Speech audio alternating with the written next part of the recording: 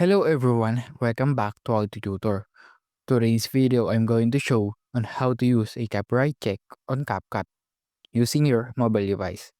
Copyright check is for you to know if your video is safe to upload and will not have a copyright issue. So let's get started. First, open your CapCut app on your mobile device. Choose a project that you working on or just add a new project that you want to check. At the bottom, tap audio icon and you will see the copyright icon. Tap on it. Here, you will see the copyright check for export and copyright check for posting TikTok.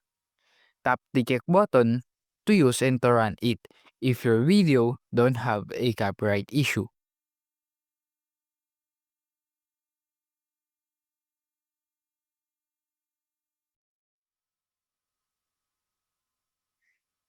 And that's it. If you found this video helpful, please do follow, like, share, and subscribe to our channel for more tutorial videos.